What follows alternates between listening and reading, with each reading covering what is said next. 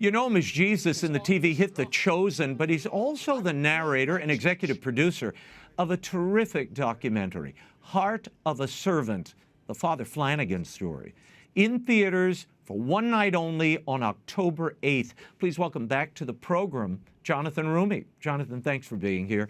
I want to talk for a moment about you narrating and executive producing this new documentary, Heart of a Servant. Tell me, the film brings Father Edward Flanagan's life to the screen, from his birth in Ireland to his years at Boys Town in the United States. That's right. Why is it important to share his story now? You know, I think at a time when we are just immersed in so much darkness in the culture and just bad news everywhere you turn, this story is such a bright light in the culture. It's such a story of hope and faith and what people can do when they're led by the Holy Spirit to champion for the rights of the poor and the less fortunate in this world. And Father Flanagan was certainly a champion of those of the downtrodden, of the abandoned, specifically abandoned children at the early part of the 20th century, and he just essentially established a worldwide model for child welfare throughout the world. Jonathan, as you mentioned, in October of 1921, Father Flanagan founded Boys Town in a cornfield in Omaha, Nebraska. He had more than 150 boys he was caring for, and he went on to save many children in Europe, in Asia, after World War II, at the request of Presidents Roosevelt and Truman. What impressed you about his work and life as you looked back on it?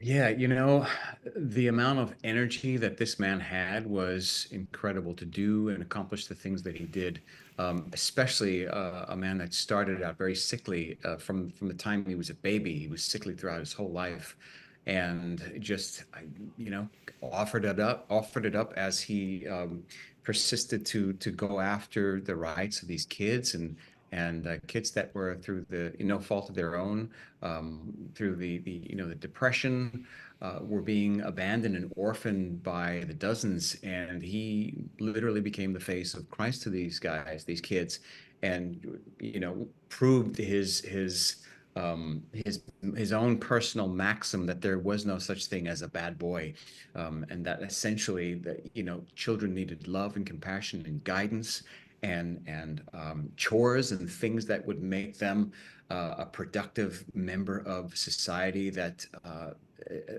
essentially gave the United States this crop of young men that otherwise would have ended up in jail and had successful lives. And I went to visit Boys Town not too long ago for the premiere of the film, and I met a number of people that were actually working at Boys Town, which still runs now and takes care of kids that need guidance, that need a little extra. I mean, it's not just boys; it's also girls as well. But young people that need a shot at life that maybe they didn't have just growing up, on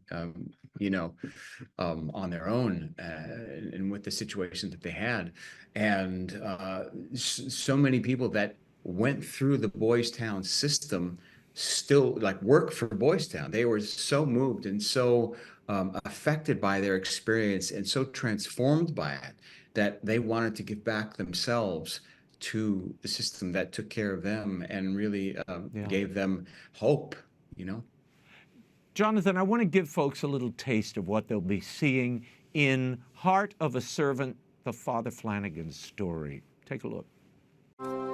Father Flanagan foresaw the widespread devastation the war would leave in its wake, particularly the impact it would have on children and families. Anticipating these needs, he wrote a letter to an old friend to see what could be done.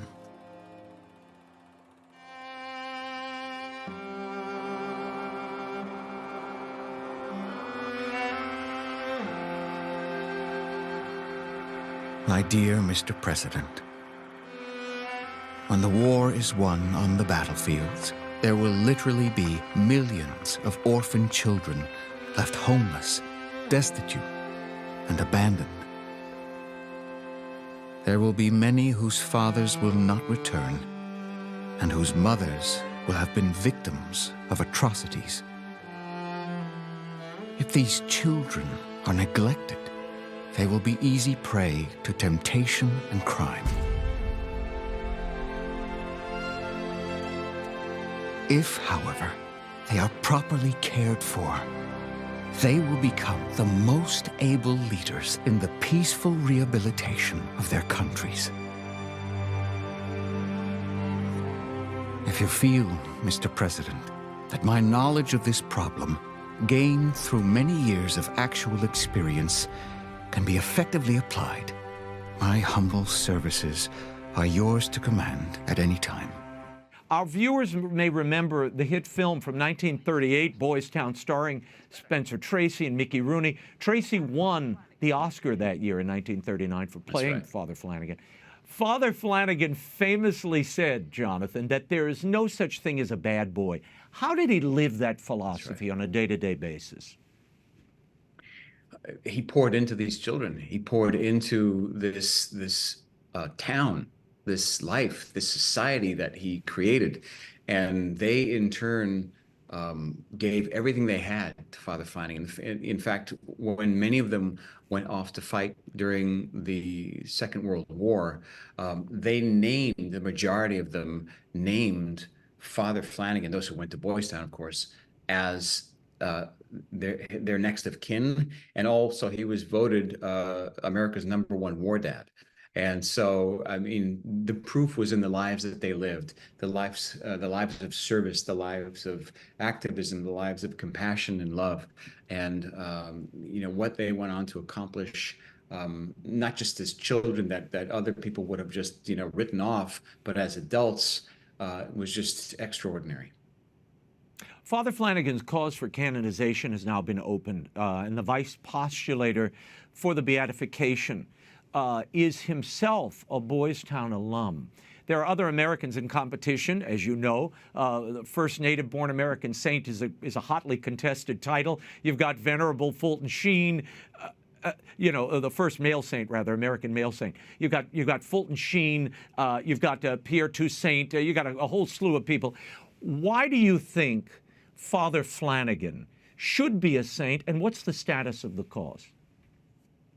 He currently is a servant of God, and he was essentially a living saint. Everything that he did, what he sacrificed physically, mentally, spiritually on behalf of these kids, the fact that he went up against the Ku Klux Klan fearlessly, and put himself always second to the children that he cared for, just was a testament to his cause. And for instance, you go to Japan, and their entire child welfare system is based on the structures that Father Flanagan put in place. In Austria, there are streets named after, schools named after him, they know very well how much of a legacy that he left all over the world, really, because he was sent to these places to try to really implement the rules that he came up with, the structures that he came up with in America for Boys Town, and start implementing them all over the world where these kids were in need of guidance and tutelage and just a second chance. Jonathan, finally, why did you labor over this project? What did you hope viewers would take from Heart of a Servant, this new documentary coming to theaters on October 8th? My goal was to bring Father Flanagan's story into the world, to let people know how accessible his story is even today, how relevant and how needed it is. When we're in a time where we need somebody that is fighting for the poorest and the most impoverished, the most vulnerable. Children are the most vulnerable members of society, and that hasn't changed. That'll never change. They will always be the most vulnerable of society, and we need someone to champion for them. And Father Flanagan was that man. Jonathan Roumie, as always, thank you for being here. Heart of a Servant, the Father Flanagan Story, narrated by Jonathan Roumie, and in theaters for one night only, Tuesday, October 8th, from Fathom Events. For movie times and tickets, go to fatherflanaganfilm.com. Thank you, Jonathan.